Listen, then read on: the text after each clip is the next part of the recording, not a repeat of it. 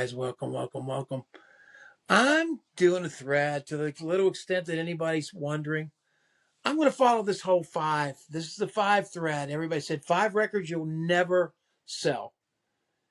What do you mean? You mean value wise? You mean, I was tempted to pick up my phone and show you guys my whole collection here and how the top of my house was caving in. But I just got mailed today, emailed today, somebody or texted from one of my friends, this guy that's retired who was in radio, and it's astonishing. He got more than I have. So, but I have a bunch. I've got a whole bunch, man. So it's very difficult for me to look and just to really give any accuracy to this. But I'm just kind of giving you 5 things that come to mind, my top 5 that come to mind, and for various reasons. And what I'm going to do is also give you the second 5. So I'm going to start with the second 5, and I'm not going to have. Let me take a look at this and see if I'm going to have the second 5 or not. I'm not sure here. How about, yeah, I'll have 5. But I have two Beefheart. Not number 10, of course. I've talked about the virtues of this enough, and my Captain Beefheart would be Trout Mask Replica. I'd love to be able to have this thing out to show you guys again my inner stuff. I have originals. I have the ones on straight. The impact of it, man. There's nothing really like it, and so that would be number 10, and right behind it, I'm going to put number 9, another one by him that that I rated higher than that I ranked higher. That's Lick My Decals Off, baby. There's something about the raw power of like Bellerin Plain and Japan in a Dishpan and Flash Gordon's Ape that just light me to another level. And I Love You Big Dummy's really cool too, and so that's going to be right there with me and in my top 5 that I would think. And when I'm thinking about this, mostly I'm thinking about, well, what would be the last thing to have to ply my hands off of if I had to sell every single thing that I have?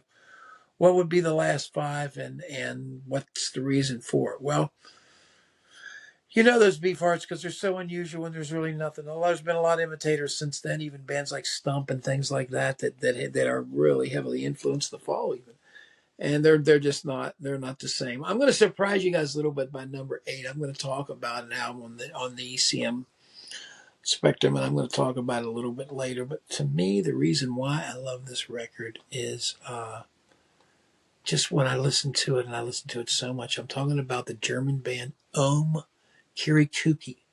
I had this album from the time I was about 13 or 14, and there's just something about Christy Dorn's guitar with those dissonant things and the way that the saxophone has a sound, and the drummer, Freddie Studer, I think one of the guys' names, just wonderful, man. I have a number of their records, but to me, that's the magical one. I just listen to it all the time, and it's nothing that anybody else is going to probably like. It's probably a happy medium between the ECM sound and like a Fred Frith or something. It just maybe, or Henry Kaiser, maybe just a little bit more conservative than that, but not so much. But what a great record. I certainly would recommend y'all to check that out. Number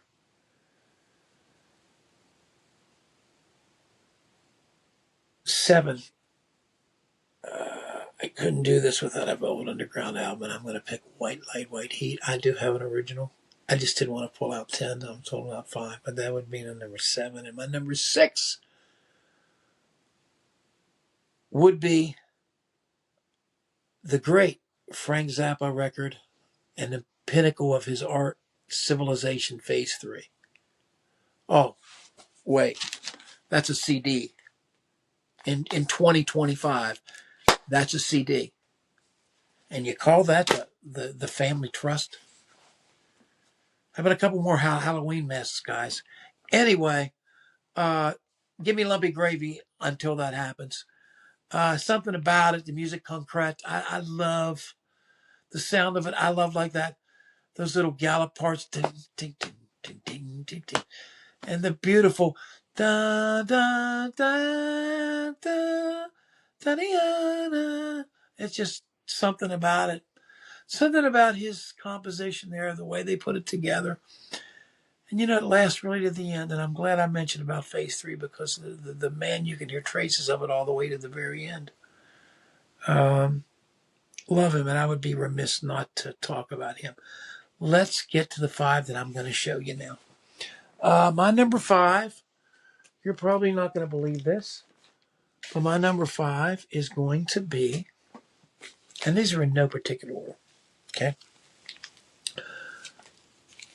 Dun, dun, dun, dun, dun, dun. And yes, this is value-based. This is the one I bought from Bart.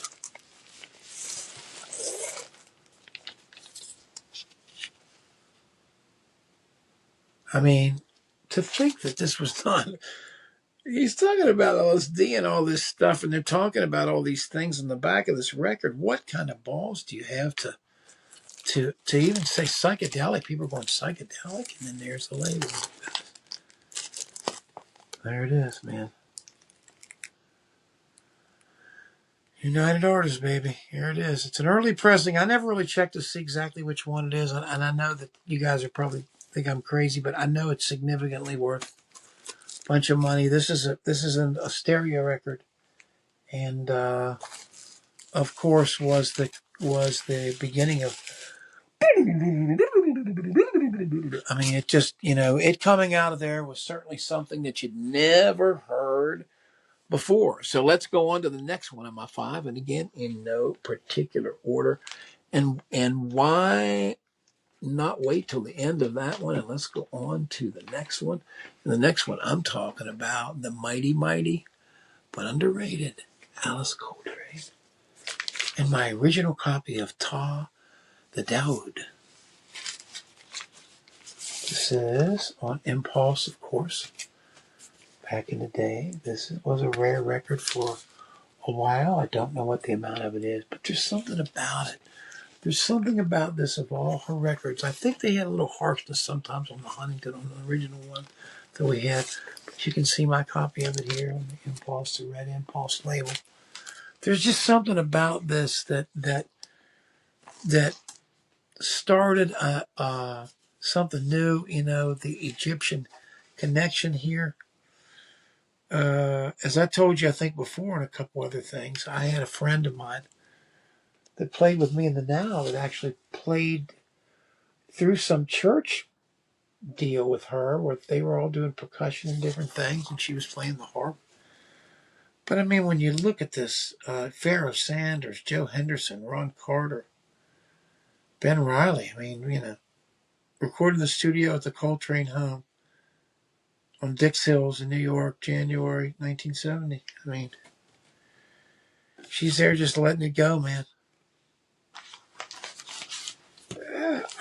I'm just saying, you listen to her stuff, you tell me which one you like best. This, to me, and how important that sound is to you. To me, it certainly conquers all. I mean, I think in a way, and more in a calming way, and I guess it's to the tonality of not just of the notes that she uses, but I think the tonality of the harp itself, against John's back in the day of her playing with her husband, kind of had an offsetting Zen, a yin yang thing going. But anyway, that would be my third one that I've picked here. 1, 2, 3. Yep, picked 3 so far, I think. Or did we pick the third? We picked the 13th floor elevator in Alice Coltrane. We've only picked 2. Let's go to the next one. Where are we going to go next? How about somewhere you probably would never believe? But because of how much I've listened to this, because of when I listened to it, and me wanting to get this, had to do with an interview I heard with Frank Zappa on somewhere. They had a radio where somebody was being very, very confrontational with him over his music knowledge and stuff. And Zappa just handed him his ass pretty much. The guy's Marty Perlish or something. But I heard about this. And until I heard about this, I didn't know anything like this existed. Now, the reason I say this is not the beginning so much. and not the ending. But the middle parts of these tracks, these tunes, however you want to say it, whatever chamber orchestration you have. This is Robert Kraft. I have the old pads. Yeah. This is, I'm not going to tell you what public library it is. Flash it. This is a mono. This is a mono. Columbia Masterpiece 360 sound. This is an original. And I'm just telling you that the middle parts of this music and the middle sections, I have the booklet. And when you're looking at all these pieces and the importance of these pieces, this is the birth of serialism when you're speaking about not really maybe not the birth. There were some people that were doing it at the same time. But you got to understand when you're talking about serial music, what the rules of serial music are, at least the rules for a lot of these were, and they were, of course, amended. But essentially, you have to repeat the whole tone row before you can go to the next. So you got to check off every note before you can go back to the other note. And so that's kind of how it works. There's all kind of beautiful pictures in here. And there's a picture of him there. But heaven forbid, I'm sure he didn't make anything like this. And it's amazing to me that anybody would want to do this. There's a picture of Robert Kraft in there and his glasses. Yeah, this is the gray Columbia. And I've had this since I've been in college. I got this when I was in Morgantown. The library out there had a sale of records that they had. And this was one of them. And went home with me that day. It was pretty cheap, too. I think it was like $1 a record at the time. Well, I mean, you're talking back in 1982 or something. But at that time, you got to understand that, CDs had just started to come into vogue, I think. And some of these places were moving on with some of this old stock. And at that time, it was considered old stock, I guess. But just wonderful, wonderful, wonderful. And that's another one of my selections. How many more do we have? Well, we have one more album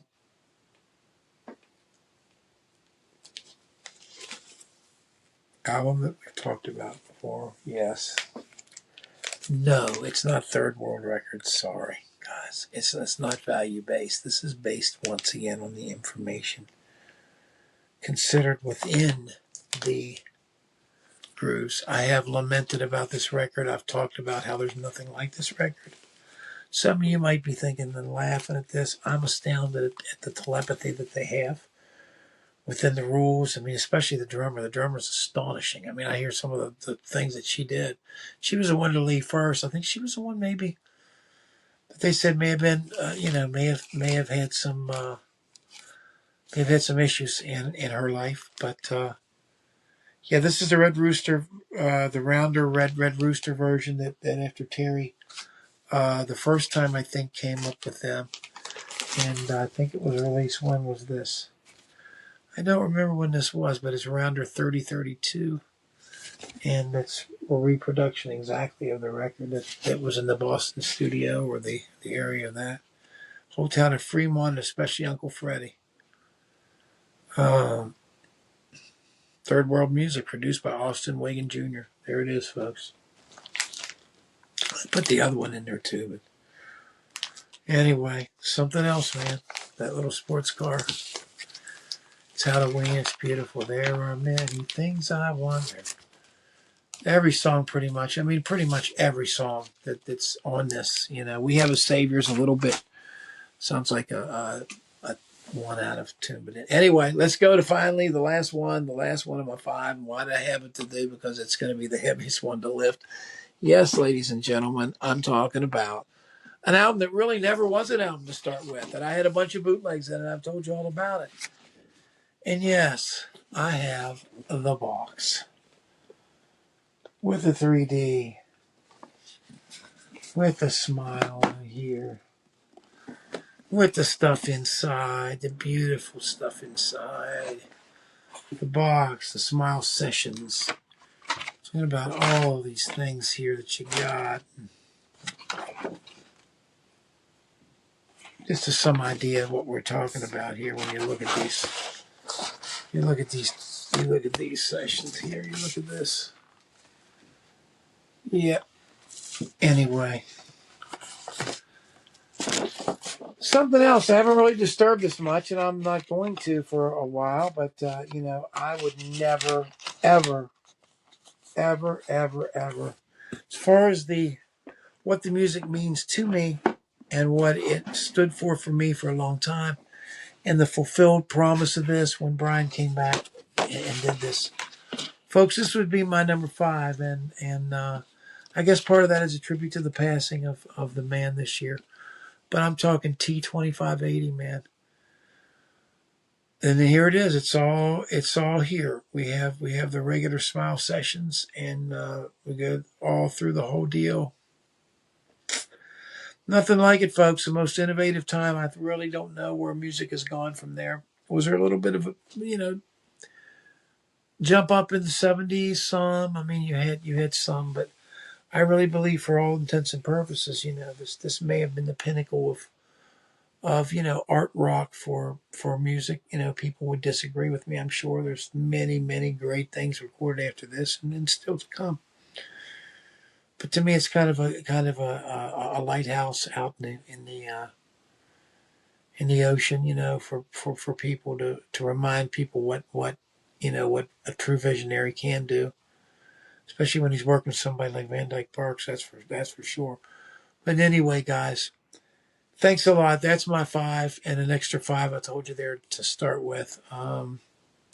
Interested to hear your 5. Tell me about your 5. If you were on a desert island, let's say the IRS came in here and they said, "We'll let you keep 5 records."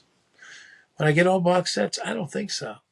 Well, I don't know. I do have the complete mono Bob Dylan, so I would consider that maybe. And I have some of those great dead things, but certainly they wouldn't be in the Nick Drake boxes. But they certainly wouldn't probably be in 5. I mean, 5 is like screwed down to like craziness. I mean, I don't know how in the world 5 is just not enough, man. It's not. And I'm not talking about the contents of the box of Smile. I'm talking about the actual Smile record that came out. That doesn't really count, but as a single box. But my God, that's a hard thing. Tell me what yours are, guys. Huh? Tell me what yours are. What's yours then? If mine are wrong, tell me what yours are. And I know a lot of people have, these iconic records that they hold up big, like The Wall or Dark Side of the Moon or things like that. And that's fine. I understand that. But to me, a lot of those things at 65 are played out. And I like things because they're different. But anyway, thanks a lot, you guys. Leave your thoughts and everything below. We always appreciate you smashing the like button. Smash the like button. And staying with us, man. Staying with us. Appreciate you subscribing to the podcast. And as we enter the holiday season, happy Thanksgiving and certainly happy holiday season to everyone out there. We'll catch you guys next time.